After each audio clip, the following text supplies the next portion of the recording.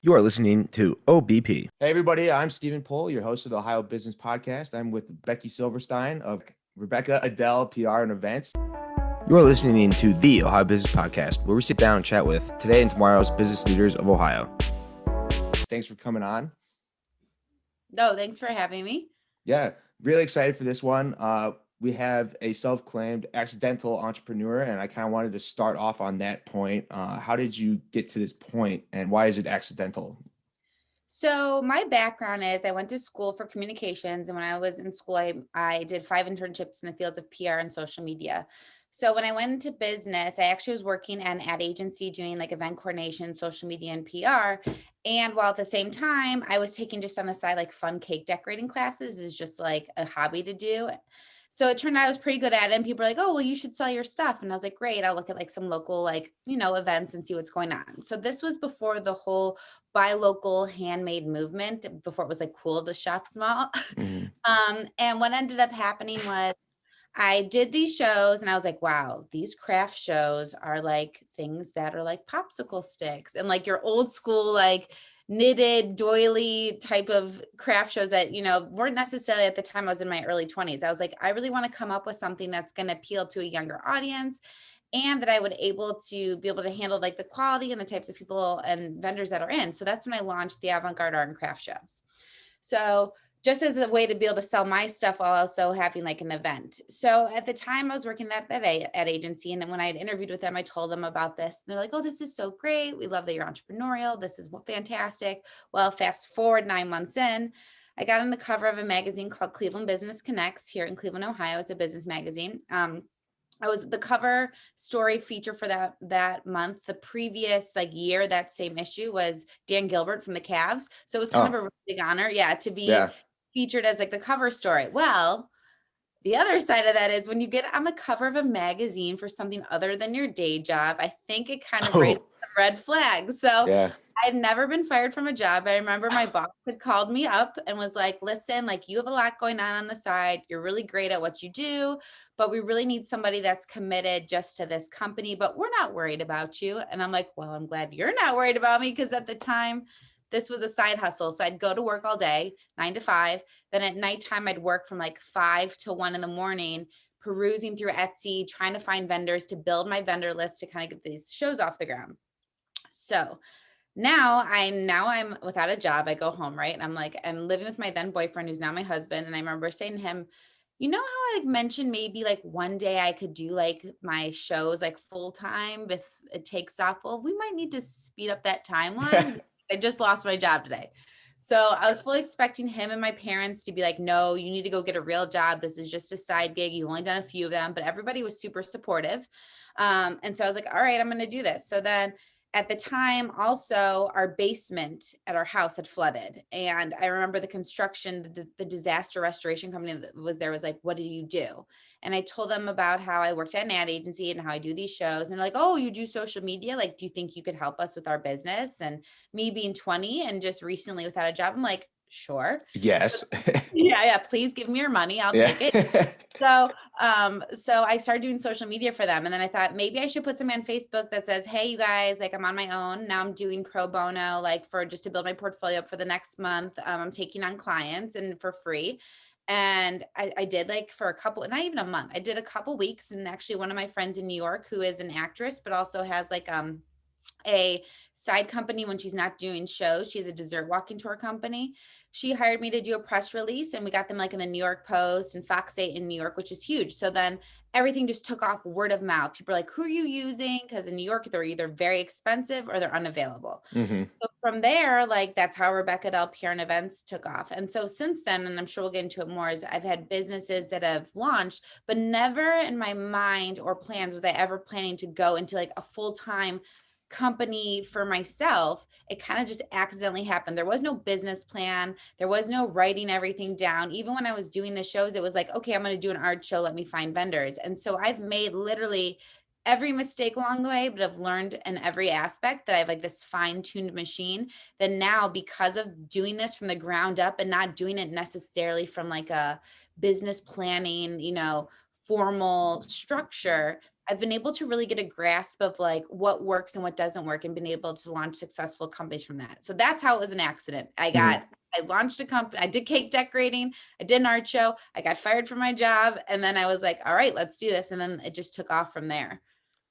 I always find that amazing when somebody, like a company, fires an individual because they have a side hustle. And so you were not ready to kind of replace that income of your main job at that time when you No, and retired? who's to say I ever would have, it was like a safety net for me. So I remember Yeah. I a dream was like, oh, maybe one day, but not ever really a reality, because who's going to walk away from a fixed salary? Hmm. I didn't have any startup funds. It was completely, everything was out of my bank account. So yeah, I wasn't planning on doing it. And then I was kind of forced out of the nest, and it's kind of the best thing that happened to me.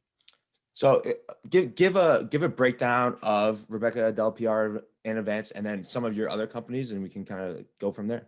Sure. So quick little timeline of it is the avant-garde shows had already started, right? And that was like just a side thing. I did 1 or 2 shows. And that's when I do like 30 handmade artisan and crafter, think like Etsy and Pinterest exploding in a room. Around the Midwest, I do 30 of those events a year.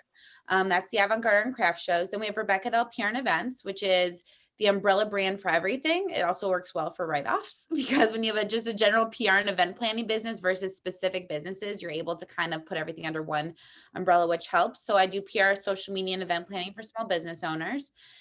Then I have, before my son was born, I decided to go to Europe for 2 weeks, like on a Groupon, and I wanted to learn how to do photography. And then I realized, okay, I can make this a business. Once I learned, I took classes and I launched Becki Photography, which I've been doing since 2016. And that's for newborn family and, portrait types of photos for locally. And then also I launched when COVID hit, which I'm sure you'll talk about how COVID has affected businesses, but Yeah. when my events got canceled, I launched a geode resin business called Meraki Fusion Art, where I make geode resin art, where I've opened an Etsy shop, and that kind of really took off when COVID hit. So now that's like its own legit business. I actually just signed last month a studio space. And then this year, new to the business, as part of Rebecca Del PR Events, I have interns that work for me, and I really wanted to add something that also taught, I have a lot of young girls in my program, entrepreneurship and launching your own business. So I launched CLE Cotton Candy, which is a gourmet cotton candy company, at events and for like catering. And we're test driving them at farmers markets this year, since those are back open, my shows. And basically it's a gourmet cotton candy company that interns are going to be running from start to finish, from prepping for the show, pre-packaging, working the events, and then also doing social media and PR for them. I'm extremely impressed by the amount of businesses you own, number one, but also, I mean, how do you set out your day or your week to be able to find the time to do all these things? Because you also, family and all, personal hobbies. How do you find time? How do you schedule that to kind of accomplish these? Find time? Do you find time? Like for me, my struggle as a business owner, and my husband will attest this, is work-life balance. Hmm. So the biggest issue I always ran into was my office is in my house, so I can just pop in there and work, or I can work till 1 a.m, or I can work while this is happening. What I've had to learn to do, and actually it's been a tip of his, because I happen to be like a little all over the place. Like that's just the nature of who I am, which is why I do multiple businesses. And he's more like structured. He's like, what works for me in my company, because he's also a business owner, is blocks of time. You have this time to this time to get this done. Whatever isn't done in this time, you have to carry it over to the next day and move on to the next thing. So I've been trying to follow that type of structure. Also, I will tell you this, like having a studio that's not in my house now, like when I was doing the art business, it was in my house, has been a game changer. So before I would work like from 3 to 8, or I would go from like till 10 till midnight. Having a set studio and being able to walk away and be like, okay, I'm going to the studio, I'm there from 10 to 2, I can get so much more done.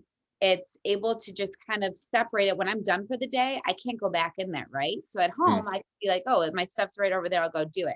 So I think having that separation of like work and business and like, or the studio, has been really critical. I think that's why a lot of other entrepreneurs I've talked to saying having an office, even if it's not their home office, but an actual office, has been a godsend for them, because they're able to separate it.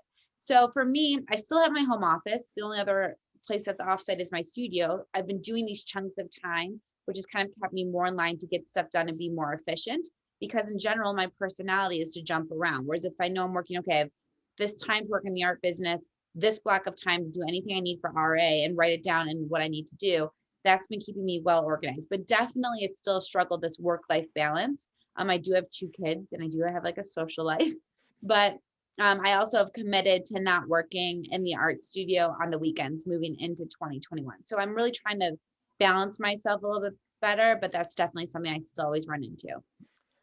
Now, I'm not. Could you explain a little more into depth what the geo resin art is? I've never heard of that before. Yeah, so it's hard to, you should, first of all, you should check out my Facebook page, Meraki Fusion Art, because right now my shop is in vacation mode because I have so many orders going on that Etsy will pause you if you have so many open orders. Really? So if you want to see it, Meraki Fusion Art. But basically, I create art. Think of almost like pour art, like acrylic art, right? You see those people pour and it looks like whatever.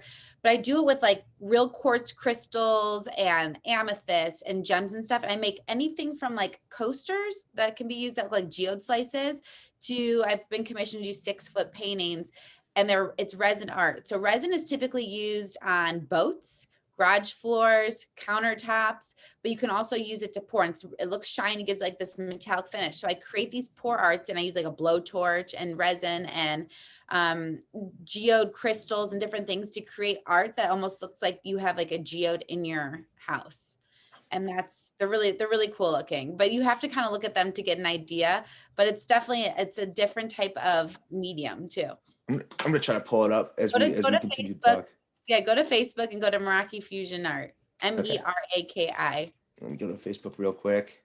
I mean, I usually don't do this live do it and click photos. And I've been like to do live stream like videos of me pouring and all those things. I mean, I've made in this past year stuff for like salons to people's homes, to like nurseries. So it's really cool because you can really do any type of color combination, but it's definitely a unique art form because people are always like, what is this? How did you make this? So it's definitely something a little bit different. One more time. How do you spell it again? Sorry. Meraki. Meraki space. Okay, Fusion Art. Okay. I like that you're doing this in the middle of this podcast. I want to see it because I know the resin. I know my buddy, he does 3D printed resin ashtrays. Yeah, he probably uses molds to do those, and you can use molds for the coasters and stuff. But the other stuff, I pour it on birch plywood. I prep it, and then anything's custom order. So, and I've also done it like on tables. I've done serving trays I've made. Oh, mixed in with the quartz is beautiful. Yeah, so they're really cool. That is actually amazing. Wow. A lot of people haven't seen it before. When they see it, they're like, how is this a thing? Yeah, I've never seen that before. Yeah. So I'll start. I want to lead this into because of COVID, how this kind of spawned out of COVID. But how did initially COVID affect your main businesses, and how did you kind of react to that? I mean, the initial reaction is a panic attack because I was supposed to have a show that weekend. I was supposed to have a show 3 days later when the shutdown happened. So I'd been monitoring it, being like, having this like inner turmoil with myself. Like as a business person, I'm like, I need to have this event. I've already paid for all this advertising. Should I do this? And then the other part of me is like, oh my God, what if I get somebody sick? What am I going to do? And so eventually could be a bad PR move. And it's like an ethic, like versus like money. So then you feel like this terrible person, but you also feel like then you have this like responsibility to 100 vendors that are signed up for this event. And they're asking you what's going on. Do I get a refund? How's this work? And granted, like this all happened like really fast, like for the event industry.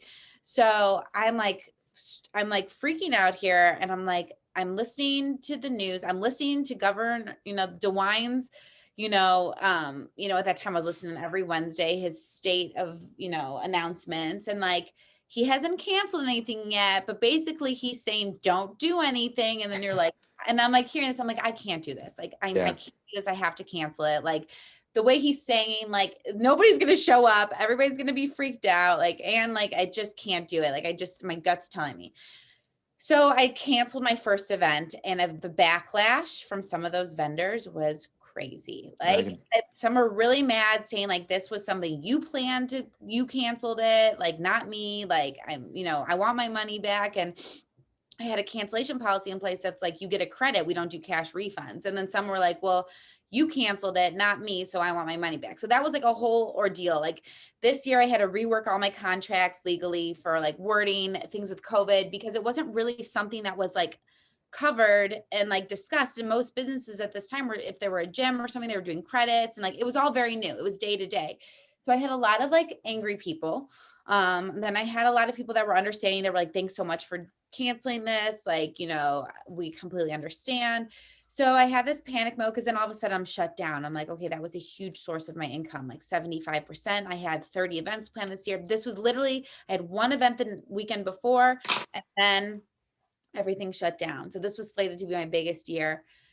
And so I was like, it is what it is. Okay, I'm going to try to look at this as a blessing. Like, I'm always working. Maybe this will be time with my kids and my family. And, I can take a moment to breathe. But then, of course, then there's the business part of me that's like, yes, but I'm also like not wired just to sit. Mhm. So then I started looking on Facebook, or not actually looking on Facebook. I was on Facebook one day, and this girl was teaching these geode resin art class online. I was like, oh, that might be something fun to do with my time while I have this time to do it. And then I made my first thing. I was like, I should sell these. Yeah.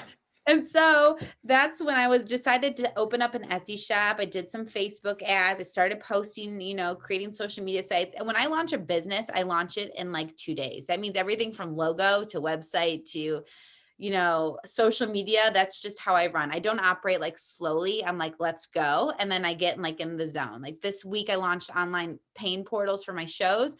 My husband was like, okay, I'm not supposed to talk to you for a week, right? I was like, exactly. So from these hours, and he knew, but that's just how I am. I'm one speed. So I launched this art business. I started making stuff versus hobbies. And then I started selling, commissions started coming in. And then my Etsy shop just kind of took off. And then in that past year, I've done like 200 orders nationwide. And so that was able to replace income that I lost also from doing my photo shoots, because I wasn't shooting indoors anymore, and it was still cold at this time. So all my, my indoor photo shoots, newborn photos, all that stuff, I had to cancel because I couldn't do it. Mhm. So then I started pivoting, and I did this Meraki Fusion Art. And then I also was thinking like creatively, okay, well, how can I do things out for my other businesses? So I launched my photography business, but I was doing those porch shoots from a distance, the minis that you saw. So I was doing porch photography. Then for Avant-Garde, I started offering people could use their credits towards marketing packages, where I was promoting within all of our social media, because we have like 10,000 plus followers. I'll start promoting, if you want to use it as a credit, you a spotlight on one of your items every week, and you can use it for, it's good for 2 months or whatever it was. So I was trying to figure out ways to get creative. And then that's what I ended up doing. Mhm. Okay, I'm having coffee. I lied. I said I wasn't going to do this on camera, but I'm going to do it. Well, yeah, drink it while it's hot. You can't just. Yeah. It's coffee. You got to do it, in my opinion. So I mean, that's that entrepreneurial mind. You see that you could reset. I mean, March is probably the biggest time of the year for your events, right? Yeah, or the start of it. That's when they launch. The whole new year launches in March. Yeah. So you got totally shut out, and then you see another opportunity, and it all ties in a way. I love to see that. And I love how you said, you get 2 days and you launch the business with all the logos and the websites. Mhm. And, that's a great way of just getting, if you don't know how to do it, that could be difficult, but yeah, from like that, if you want to start something, just head first, go into it. And then maybe it doesn't turn out the way you want it to, maybe you need more time on it, but that is a great way of, I like how you said that, because I'm the same way. If I have an idea, I just create the logos, get all the website, and then the social media, and just go see where it goes.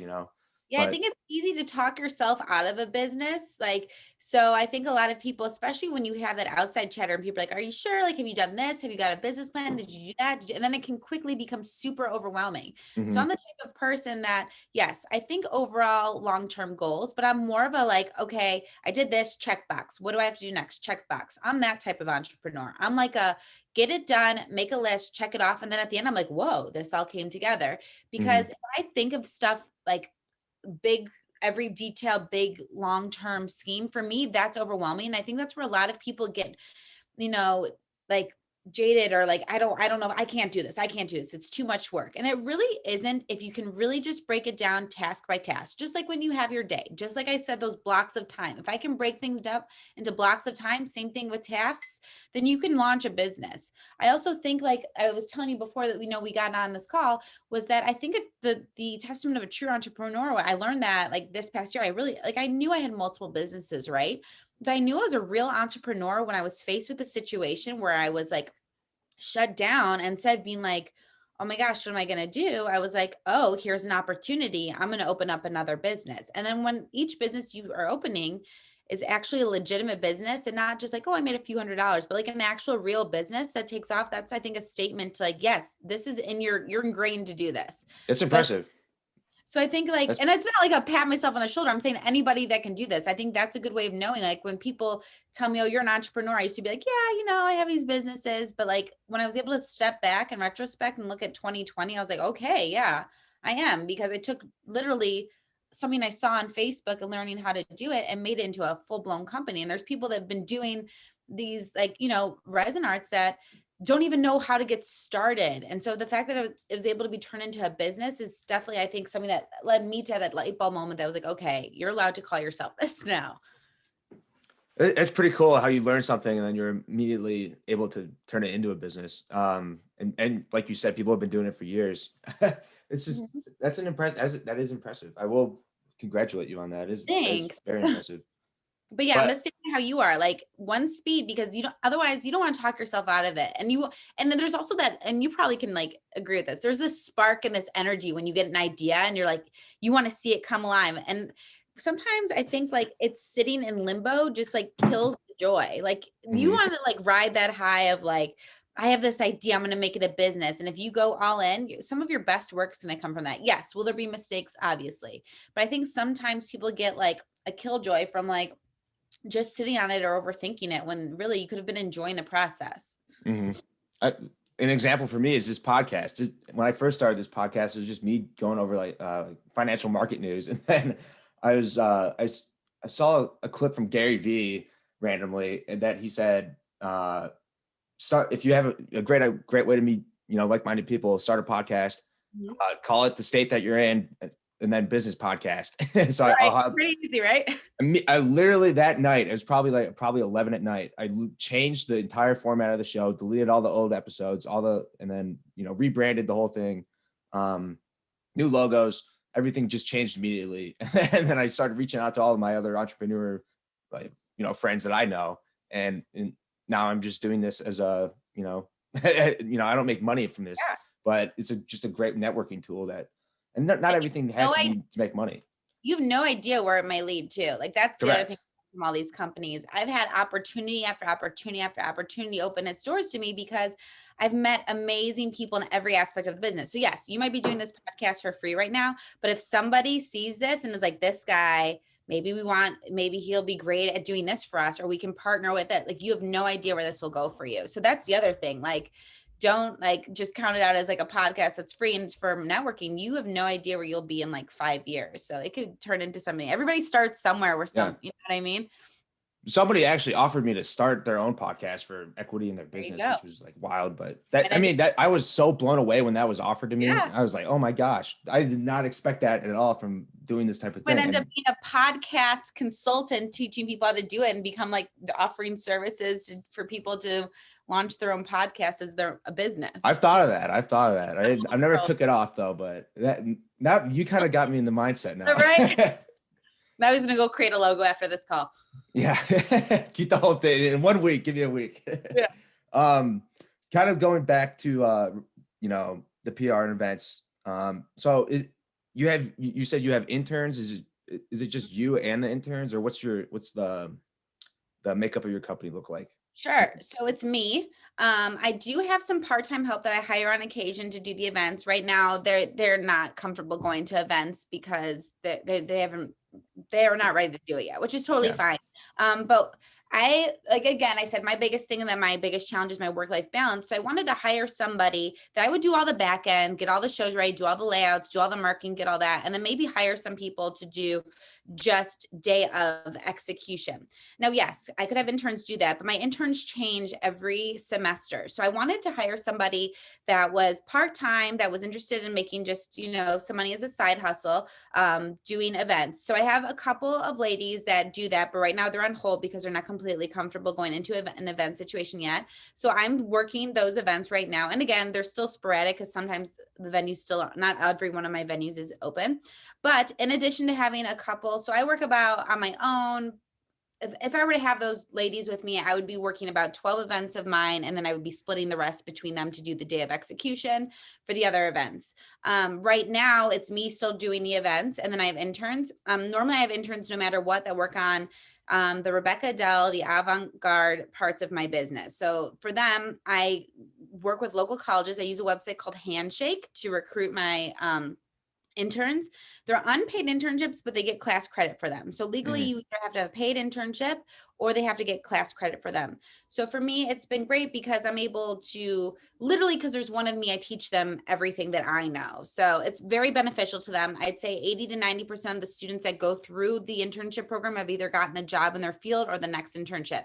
But it's not like I'm asking them to go get coffee or file paperwork. I'm having them do the same things that I do. So for them, it's really beneficial because they're learning event planning, social media, PR. And I would say that majority of them go into it being like, I don't really know what I want to do with graduation. Then after having a taste of all of it in this internship, they have a better idea. Most of them know exactly like, yes, I hate this. Yes, I love this, which is nice. I've had interns that have gone on to stay on for extra semesters because they've enjoyed doing it, which is cool because then I have an experienced intern that I don't have to retrain. So when COVID hit, everybody was working virtually. It used to be, I used to do one day in office, one day from home. For two reasons. One, because I had the photography business, I needed days to edit, and I also needed days to be able to go do shoots that were for like newborns. But I also wanted one day at home because a lot of times, a lot of ad agency type settings and PR agencies are doing flex time. And a lot of interns need to learn like, how do I stay disciplined that I can work on my own, get my assignments done, but have the flexibility to be able to still, know that, have that, be able to get work while also being able to manage my own time, which I think is a critical skill in doing this, and going into the work world. Now, since COVID hit and I had this art business, I've had to like be in the studio a lot. So now the whole thing has shifted. I was like, okay, well, I don't want to leave like students here without anybody here in the office when office starts again. Right now, they're not in office. It's completely virtual. So but I was like, what do I do once COVID's over or like I'm vaccinated and people can come in my house? And so I've decided after learning how to do this and after doing, the Zoom whole thing and, I'm going to make my internship program. The written work is going to be completely virtual on Mondays and Wednesdays. If they're a Monday, Wednesday, or if they're a Tuesday, Thursday, it's Tuesday, Thursday. And then all their event training, event prep, working events, prepping for like the cotton candy, for like all that, that'll all be in person. And then I'll be doing weekly Zoom calls. So for me, this allows me to have time to be able to do all my other companies, also still giving them the time of the one-on-one internship mentoring by doing 50% in office with all the training and meeting and actually working like, the 30 events.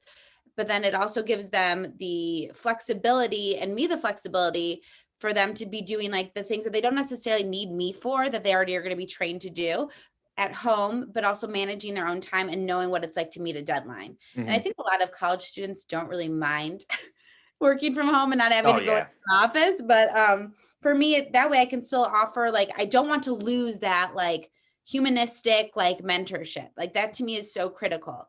But for me, having those interns is critical to my business because I need people there to help me work events because I can't be everywhere at every time. And I have so many things going on with the multiple companies that I need assistance to be able to have that balance. So having an internship program has really helped me to help others while also helping me in my business. So it's really been a trade-off. And so it's been really nice. And I love seeing like a lot of them will come back or I see them get their jobs or they list me as a reference. And so I know it's really working for them. And it's also a great program just in general to have for any business. And they are doing the cotton candy thing. Is that a thing Yeah. that is going to continually just continue with each, intern class, I'd say? Yeah. So I launched this program or this company called CLE Cotton Candy. It's kind of like how you said I put Ohio and then put your business after it. And people love anything that says Ohio or Cleveland or local. They're like, oh yeah, that's legit. That must be the one. So I was like, I'm going to call this, and it rhymes, CLE Cotton Candy. So I launched this gourmet cotton candy business, which is really big for like weddings, and you see it on Pinterest and things like that. And I have like cool flavors like bourbon and orange and like strawberry and champagne and like caramel macchiato, like not traditional, but there's also fun ones like birthday cake and marshmallow that has Lucky Charms in it.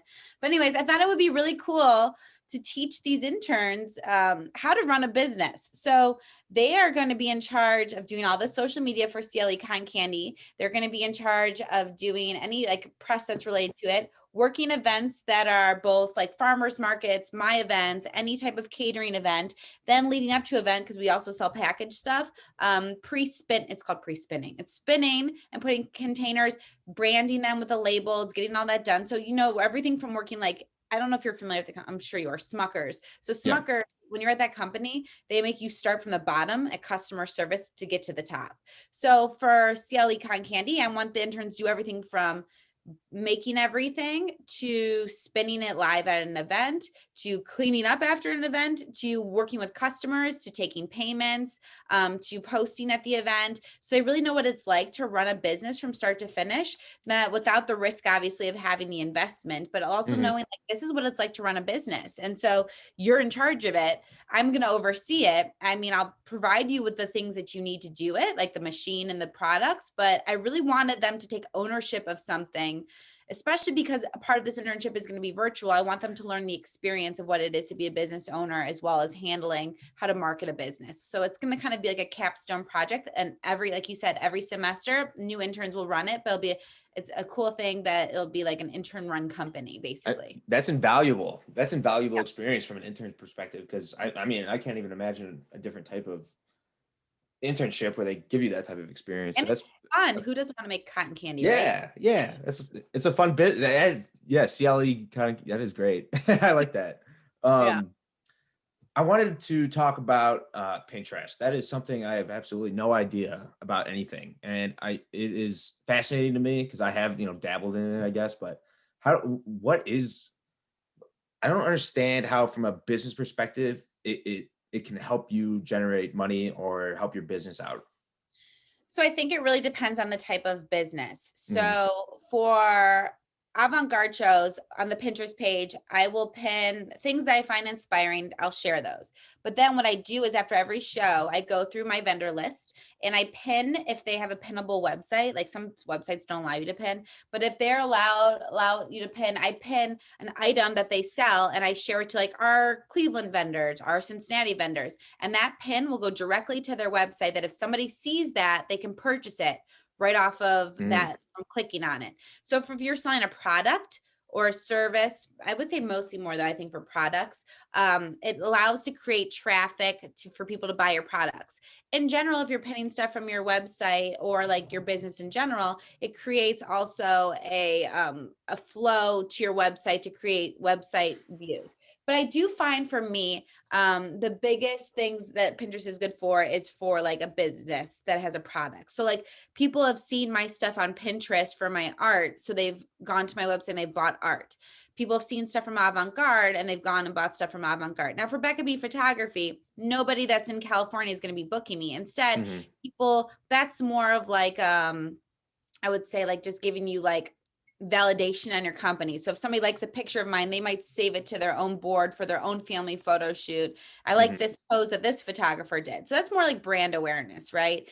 But I say that Pinterest, or like for people that want to do like redecorate a room, they might pin like certain house styles. But again, if you have a lighting fixture that somebody likes and it goes to your website, then that can convert to a sale.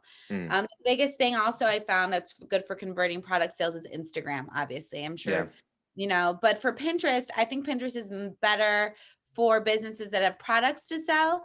I do it for all of my businesses just to create also like brand awareness, show that we're on that site, that we understand it. So like for Adele PR Events, I might pin things, or I can create pins that are like tips and tricks and things. And people might see like, oh, I see this company is constantly posting different things about advice on how to do things for my business. Maybe they would be great to use as a consultant for what I do. And so that's when they would use Rebecca Adele PR Events via Pinterest. But I still stick by my initial like thought that I think it's more for a product conversion to sales, in my opinion. And then Etsy is more of a handcraft eBay, but it has that Pinterest Not where you eBay. can convert it.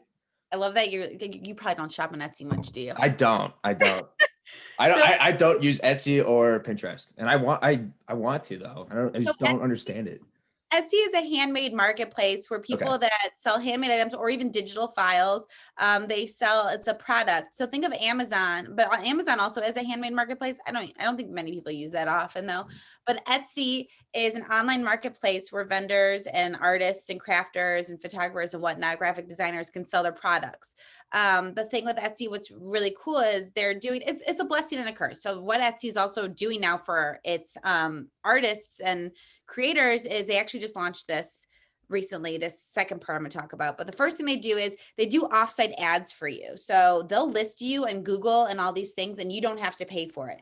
What they do is though they charge a portion of your sale if someone buys from that ad. So they don't base it like on a Facebook ad, how you're charged per view. It's only if it converts to a sale. Why that's a curse. So let's say I sell a $2,000 painting or something, and Etsy automatically, if somebody clicks on it from an Etsy ad, Etsy's getting, I don't remember the percentage, maybe it's like 12 to 15%. They get a commission off the top. And you don't have the option to opt in or opt out if you have a shop that's made over $10,000 in sales. So because I'm one of those shops that's done over 10,000, anytime anybody clicks on me from an Etsy Google ad, whatever it is they see, Etsy gets a cut of that. So for me, my logic is, listen, something's better than nothing. Like I'd rather have a sale than no sale, but it's still kind of like, if it's something smaller, it's the price. Yeah. Now, what Etsy actually announced yesterday, I got an email, is they're partnering with affiliate sites like BuzzFeed and Martha Stewart and social media influencers and bloggers and Real Simple Magazine, that they're submitting on behalf of all of their makers products to these editors. Now, if somebody finds your product from one of those websites that Etsy is affiliated with, that offsite ad fee is now going to also carry over. So for instance, I was in BuzzFeed twice for my art, which was really cool. I got a huge surge in orders. Wow. My question is if somebody organically listed me in BuzzFeed without Etsy suggesting it like before, is Etsy now still going to get a cut of that price, even though they were going to list me regardless? So again, that's something I don't know. That's totally new. But think about that reach that they're doing on behalf of you as like, you have your own built-in publicist without having to pay them until they're actually converts to a sale. So I still think it's great. I'd rather be in front of more eyes than none. Yeah. And so if I have to pay a fee, it's no different than if I was doing a Facebook ad. And I'd rather, at least I know that it worked, because it's not until a sale is converted. Mm-hmm. Well, sorry to bring up Pinterest and Etsy to go into those questions, but I've never had somebody who kind of uses that as their main platform. So I wanted to get some questions out of it. But what are the plans for the future for you and your multiple companies? Anything down the road that you're planning to, or trying to start, or what's that look like? No more starting. No more. My and my husband always jokes like, you say that now, but we'll see what happens. And so for me, my 5-year goal. So my passion is the art shows, my art and my photography. Those are like my babies, right? Because they're like, whenever you have anybody that's a creative, they're always invested in like what their creative thing is. I've been doing PR and social media since I was like 18 was my first internship. I'm going to be 35 this year. So I'm a little burned out from doing the PR and social media. So I want to keep that company going, and I need to have enough meat for my interns to have stuff to work on, because I need interns to be able to do the events, to be able to do the cotton candy. And since I'm not planning on foregoing those events, what I've done is I've shifted my focus into what I love to do. And then I've passed on to the interns the things that they're like, these new blossoms that want to learn about the world of PR and they're not burned out yet in social media. And I've been mentoring them more to be able to do more of the PR and social media work. Obviously, I'm still overseeing it, I'm editing it, but it's taken that off my plate, which doesn't maybe give me that spark as much anymore as the other businesses. So it's nice because I'm still able to mentor and do the PR, social media, and be involved in it and make sure it's all happening. And I still have to do PR and social media for my art show business, and I still have to do it for my photography. Like that's not going anywhere. So I'm still doing it, but my main focus is more me doing like the art, the events, and then doing the photography, and then having the help that where I need it to be able to dictate, what brings me joy and what brings them joy and what's also going to prep them, teaching them how to do a press release is critical because they're entering the field. Teaching them how to write social media is critical. So if I can pass that work on to them and mentor them and like clean it up and make sure, it allows me to do more of what I enjoy, but also help prepare them for success. So in the future, I see them still doing more of the RA. That's not going to go anywhere because I have to give them enough work to do it. But also my shows, I'm at capacity. I do not anticipate doing more than 30 events a year. That's a lot already. And I'm already trying to figure out ways to be able to have people work events so I can have some more at home time. Photography is its own growing beast. Word of mouth, I have a steady client base. And then the art is something I want to continue to do as long as I can do it. So that's awesome. So are events coming back right now around this time? It depends on the area. So next weekend, I actually have indoor events. I have COVID protocols in place and things like that. It's been really tricky because there was this health advisory, which I'm sure you're familiar with in Ohio, and it wasn't lifted, but it wasn't like not lifted. So it's been very confusing to me. I'm like, what am I allowed to do? Because retail shops exist where people go into a grocery store or like the mall is still open and people can go in there. But I have an event where I have vendors in there that are selling and people are in and out, but like, yes, they're sitting there. Am I allowed to do that? And like, now I know that more of the, at-risk population is getting vaccinated. So I have that, which is nice. And so I'm like, okay, I've been trying to figure out like, what do I do? So I've just been actually reaching out to the venues and being like, hey, you guys are event venues. What are you guys doing? Is this something that we're allowed to do at the venue? And so far, all of them have said yes, as long as we have protocols in place, 6 feet between vendors, one-way traffic for a lot of them. Some are okay with two-way traffic, hand sanitation areas. I have glass guard up for the front. And then obviously we've cut the vendors in half. So we have less vendors at some of the venues to allow for spacing.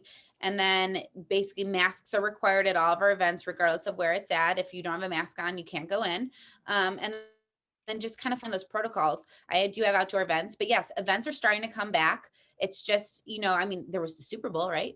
Yeah. And that's the other thing. Like there's the Super Bowl, there's like the Cavs game. Yeah. So it's like, what is allowed and what isn't, like, are you, so it's a very weird, I don't think anybody really truly knows what is allowed. So I'm going based on what my venues are telling me. I've had one venue that hasn't reopened yet. That was for March. So that got pushed. So basically I'm going off of what the venues are saying and then implementing social distancing recommendations in place. Because the other thing is like, I need to make money. I need to work. Like this isn't going anywhere. We are starting to get vaccinated.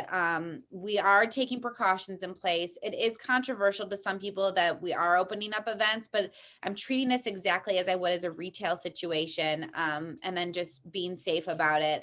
We did have a show that was indoors in November before I had 2 shows actually before the health advisory happened. We had no issues with that. We had things in place. So it's not my first rodeo now doing this. But I kind of have to start thinking like, if this isn't going to go anywhere, or if we are going to be going into summer, fall with this, like I need to start thinking about like what I can do to be able to have these events. So yeah, long answer for a short question. Yes, events are starting back. Well, I mean, it seems like it's an extremely difficult process. Just trying to understand what everyone is doing. I mean, they did have the Super Bowl, and then it's very confusing. I'm like, they can do that, but they can't do some certain events. But I guess sounds like it's up to some venues. But well, it's good that they're coming back though. And they did have the Super Bowl, that's an outdoor thing. But then I look at the Cavs game, but then you have to think the Cavs arena is huge. So 300 people in a venue is different than having, 150, 300 people in a smaller venue. But like, I think it's, you need to do what you need to do to run your business, but to do it safely. I'm Mm-hmm. not going to put anybody at risk, but you also know going to these events and going to the grocery store and going to the mall and going to the movie, because the movies are open too, right?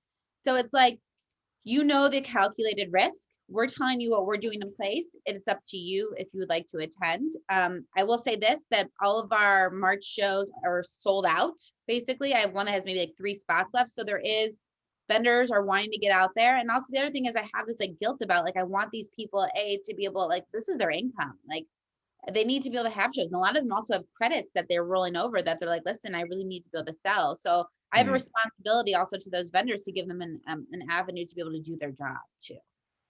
Okay. Last question as we wrap up.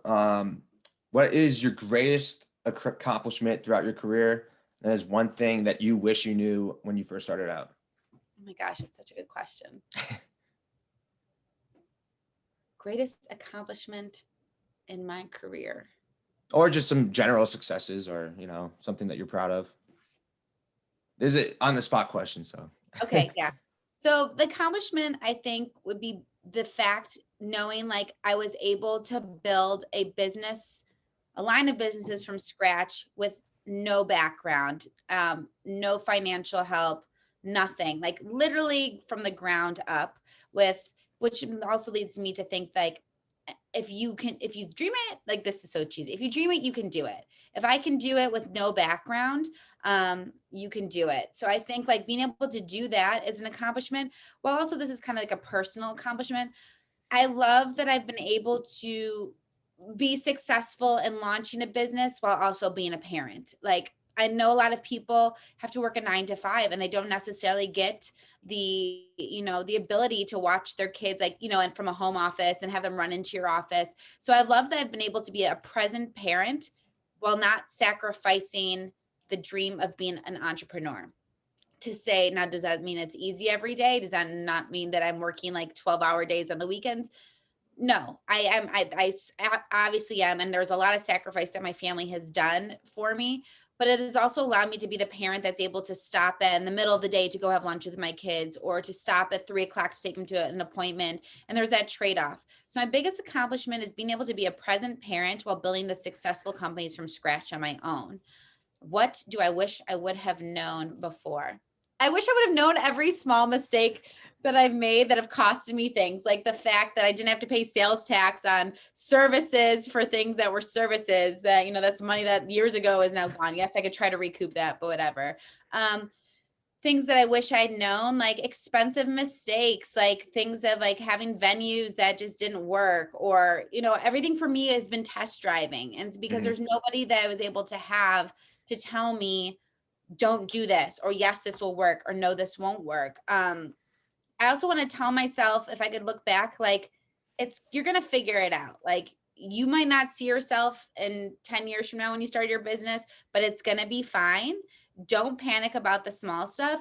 And the other thing I would tell myself is, I remember in the beginning of my career, when I would have vendors that were super upset or didn't do well for some reason, I would take it super personal. And like, I would get really upset. I remember my mother telling me at the time, Becki, calm down. The vendors that do well and know you and know how you're working will stick with you. And those that won't will just fall off. Don't lose sleep over it. And that's the thing. Don't lose sleep over it. Like, everything is fixable. Everything is not life or death. I'm not saving lives here, right?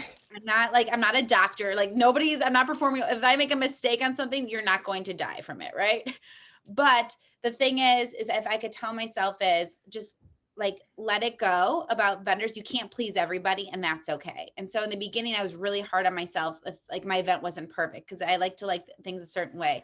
But if I could tell myself, it'd just be like, don't sweat the small stuff, especially with those types of situations, because they're going to happen frequently, and you just need to have grace and ride it out and figure out and move along. And that's kind of been what's worked for me. I've built a brand and a reputation, and those that have stuck by me know that it's a great thing. And those that haven't had, like, I can bring people to an event, but I can't make them buy from you. And so if you want to go on a forum and say that my show is this or my show is that, I remember I used to read those forums, and I'd see people like that would trash the show, and then I'd see my vendors that would come back and like defend it. It was like watching, I feel like this is how Kim Kardashian feels, but if she was an art show organizer. So I watch it, and then I wouldn't want to chime in, because I know from a publicist perspective, like, unless you're going to say something that's going to help the situation, don't just go in defending yourself because you're going to get yourself in deeper water. Yeah. So I just let my vendors do their thing. And, you know, I actually have the warriors that come out for me that it was fine and it was great. And so it's those things. You can't please everybody, just like a Yelp review. Mostly the people that are going to share their experience either had the most fantastic out of the world experience or they had the worst experience. The people that are happy are just going to keep showing up and doing it. And I'm lucky to have advocates that have been able to do like that, like publicist work for me without me even having to ask them.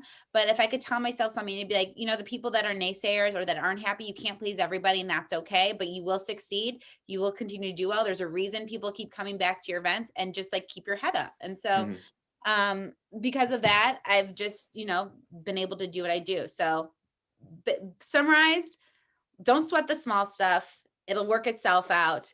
And then biggest accomplishment is building something from nothing, but also being a present parent. Beautifully put. How can people find you? How can they contact you? For which thing? Whichever thing that you want specifically for them to contact you or find. Okay, so if you're looking for a photographer, BeccaBphoto.com. If you're looking for art, MerakiFusionArt.com. If you're looking for PR, social media, or event assistance, RebeccaAdele.com. If you're looking for delicious cotton candy to order online or for an event, CLECottoncandy.com. And then if you're interested in attending one of our events in the Midwest, AvantGardeShows.com. And then is there anything that you want to leave off on or just I don't know, shout out at all?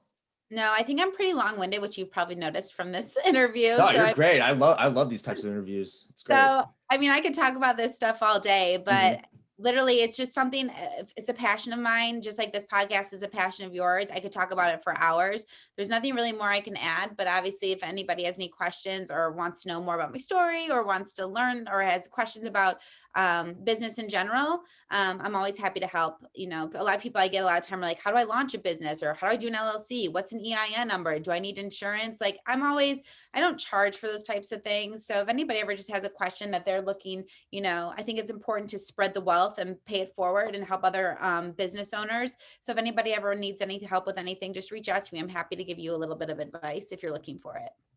Well, thanks for coming on. That was great. Thank you. Bye, everyone.